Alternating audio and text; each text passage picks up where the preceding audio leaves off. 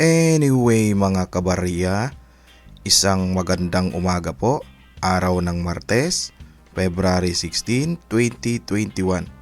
Sa video na ito, tatalakayin natin ang ating mga nakalap na mga stock news, stock balita, catalyst, fundamentals na tungkol naman sa ating stock na si ASEN, si JFC, si Converge at si TBGI.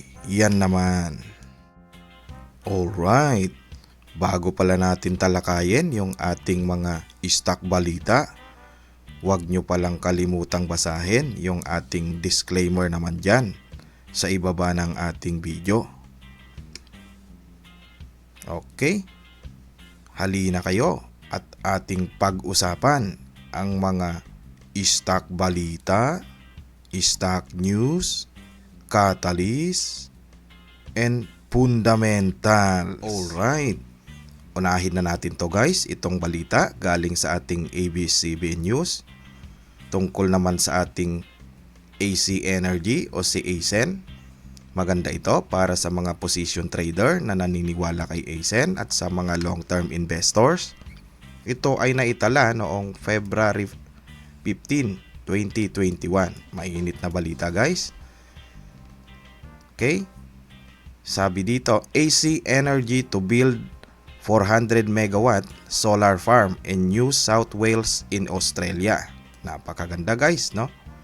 Kasi ang venture na kasunod ni ASEN is international na, Australia, no? Puntahan natin yung nilalaman ng balita. Manila Ayalas AC Energy will build a 400 megawatt solar power plant in South Wales, Australia. UPC AC Renewables Australia is pleased to announce that it has reached financial close for the first 400 megawatt stage of a New England solar farm at Yorala in New South Wales. AC Energy told the stock exchange on Monday. This is the first stage of what will ultimately be a combined 720 megawatt solar and 400 megawatt hour battery at the site, it added. It will be developed under UPC AC Renewables Australia, a 50-50 joint venture between AC Energy and Infrastructure Corporation and UPC Renewables, an Australian renewable energy developer. Maganda guys kasi 50-50 yung kanyang venture dito. Tuloy natin. Once completed at the New England solar farm will generate energy to power around 250,000 households in New South Wales and to supply energy to the market to help fill the gap left by the expected close of the Liddell Power Station. Other than the New England solar farm, the UPC AC Energy Partnership is also developing other renewable energy projects, which includes the 250 megawatt Barossa Pump Hydro project and 300 megawatt Bridle Track solar project in South Australia. The 160 megawatt Axidel solar farm in Victoria and the 1,000 to 1,200 megawatt Robbins Island Renewable Energy Park in James Plain Renewable Energy Park in Northwest Tasmania. Aside from Australia, AC Energy is also building solar farm in India and Vietnam. These are part of AC Energy's goals to be the largest renewable energy company in Southeast Asia, having a total of 5 gigawatts of renewable energy portfolio by year 2025. Malapit na guys kasi year 2025 ito ang kanyang tatapusin, no? Itong project na ito, napakalaki kasi pinasok niya yung international kasama ang Australia, itong ating India at itong Vietnam naman. Kaya very good ito para kay AC Energy natin. Kayo na po ang humusga, mga AC Natics. Okay? Okay guys, ipi-play lang natin saglit itong isang video na galing kay ABS-CBN na related doon sa stock balita ni Asen naman natin. Panoorin ninyo saglit guys para inyong maintindihan. Okay? Let's start with this Vietnam project. Congratulations, big news. Thank you. So this is a joint project with AMI Renewables. It's going to happen in 2 phases to be commissioned by the third quarter of 2021. What makes Vietnam an easy yes for a massive investment during a crisis like this? Well, Mimi, the Vietnamese government is strongly supportive of the renewable energy. We saw that a couple of years ago when they had a strong feed-in tariff policy on solar. They put a June 2019 deadline, and we built close to well over 400 megawatts of solar projects in Vietnam. They exceeded expectations. They expected 1,000 megawatts, and they came up with 5,000 megawatts of solar. Wind is the next phase that they're looking at. They provided feed-in tariff with a deadline of November 2021. So there's a real rush now, notwithstanding the pandemic, in terms of building these wind farms, because we don't have much time. And fortunately, Vietnam is one of those countries that were able to manage the pandemic. So there is a great ability to progress with construction there. Mm-hmm. Do you see the same supportive regulatory models and the right prospects here in the Philippines? I mean, are you incentivized enough to also keep aggressively expanding here in the country? Yes, I believe so, Mimi. We've seen the first wave of renewables in the Philippines back in 2014 to 2016 with the first round of feed-in tariff, and that generated well over 1,000 megawatts of close to 1,000 of solar and over 400 megawatts of wind. No, so Philippines was even ahead of Vietnam in terms of rolling out these new renewables. I think after that we went through a period of oversupply in 2016 to 2018, and then 2019 was a little bit tight in power because of the delayed thermal projects. But those projects are coming online in the next 18 months. So we expect adequate supply in the Philippines, unlike Vietnam, which is experiencing tightness of supply. Philippines, I believe we will be okay in terms of supply demand in the next couple of years. But the government has timed the next wave, if you will, of renewable projects very well. With a next policy mechanism, which is called the Renewable Portfolio Standards, which is really a market-making mechanism that requires distribution utilities and retail electricity suppliers to source part of their power demand from new renewable projects. So that will spur the next wave of renewable projects, and I expect this to happen sometime in the 2022-2023 period. Having said that, we're already starting to deploy projects on the ground. So we do have projects, for example, under construction in the Philippines as well. Okay guys, yun yung nakita nating stock balita tungkol sa ating stock na si Asen.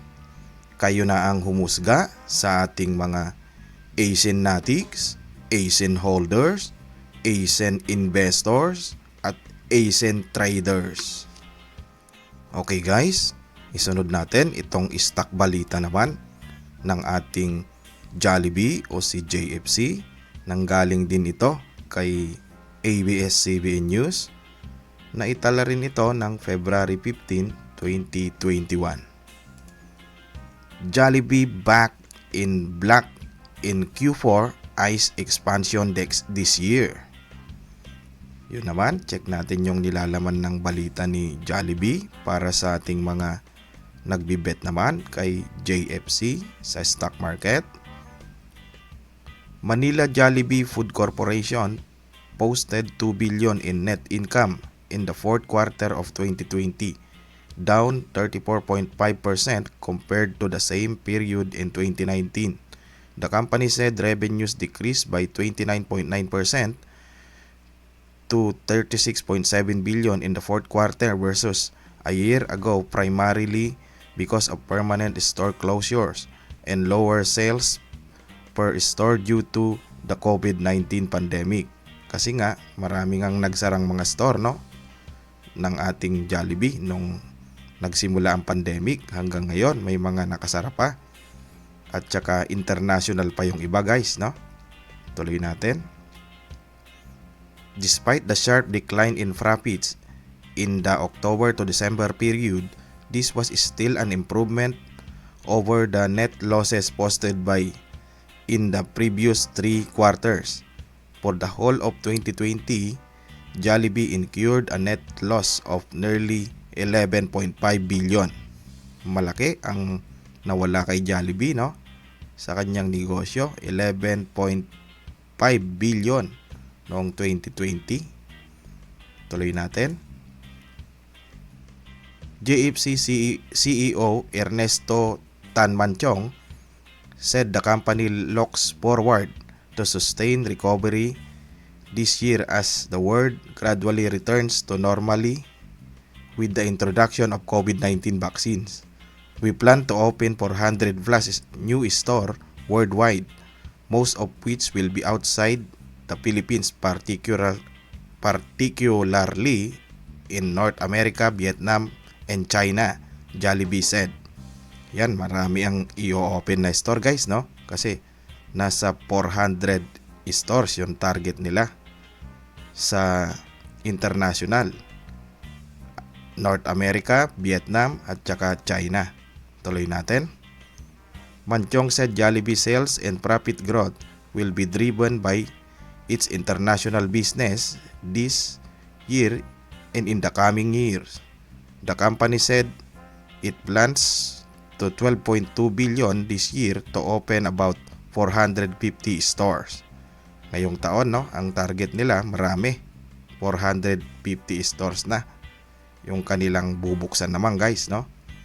Last year, JFC opened a total of 338 new stores, 81 in the Philippines and 257 abroad.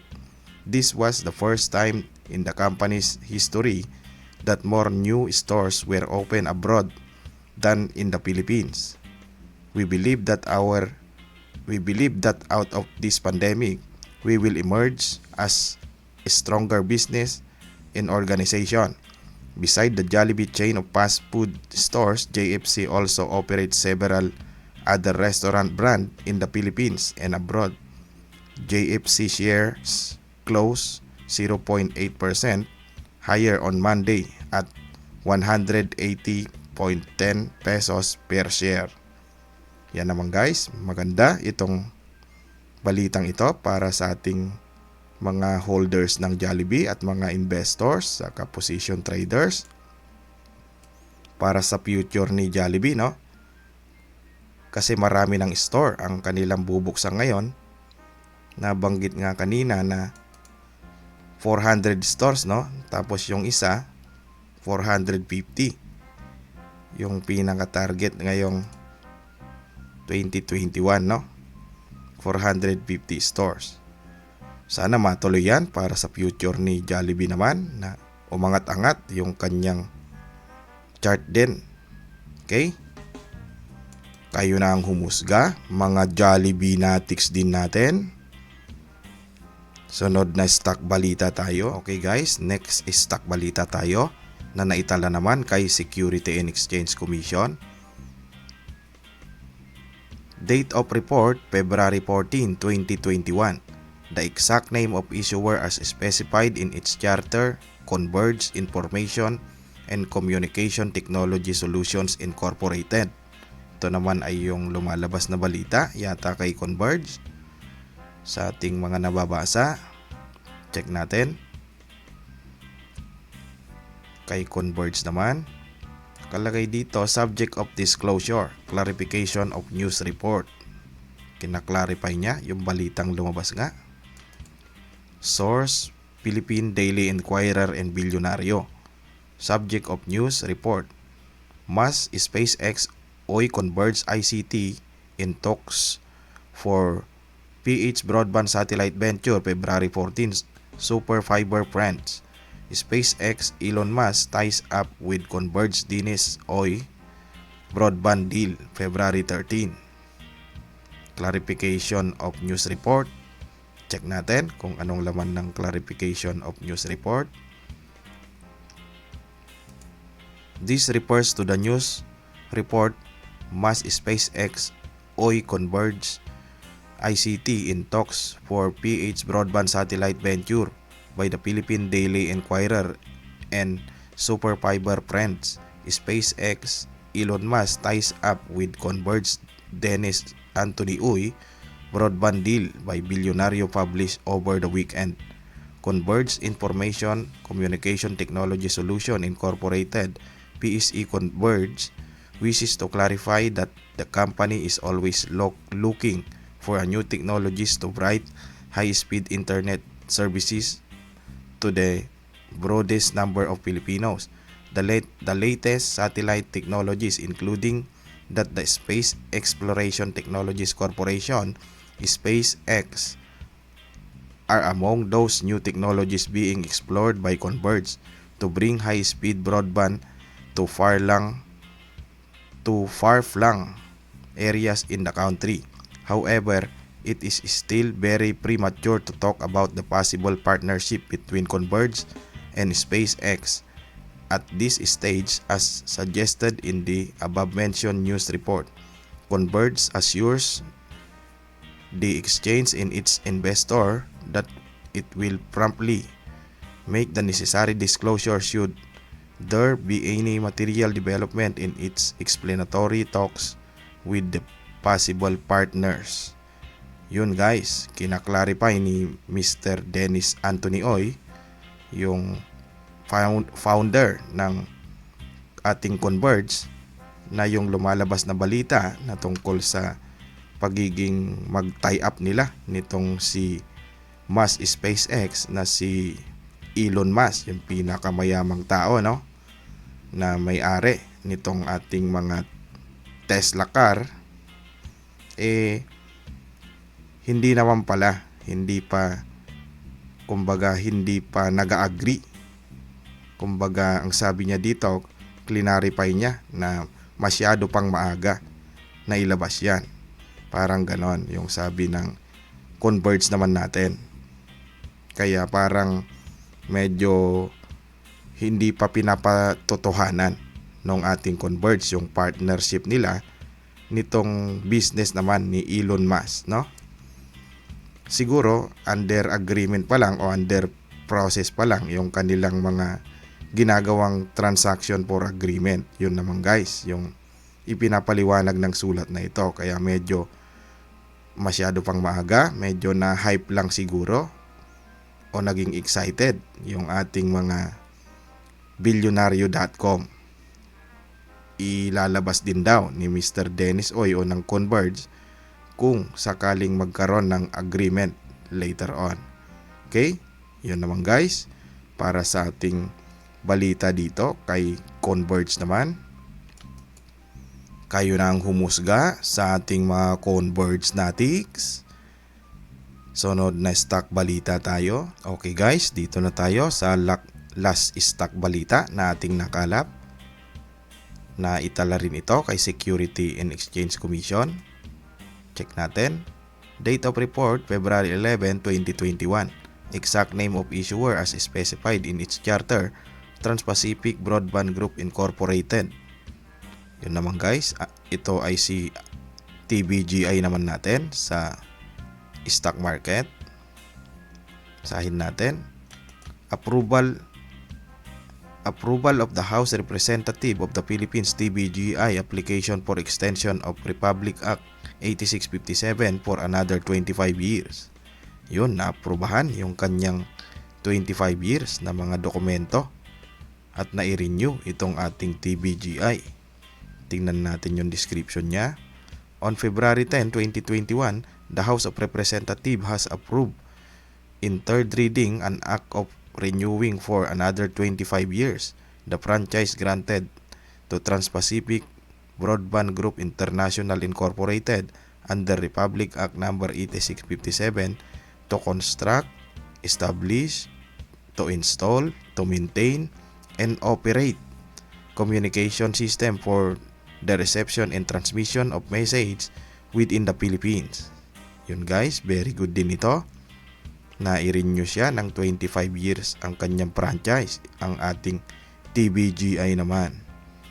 Kaya kanina medyo umakyat na yung kanyang presyo, medyo binomba na kaninang trading day ng February 15, 2021. Maganda ito, very good ito para sa ating TVGI stock. Kayo na ang humusga, ating mga TVGI Natics naman. Alright, yan muna yung ating mga nakalap na stock balita. Okay? As always, trade wisely and smart, and God bless. Hanggang sa muli.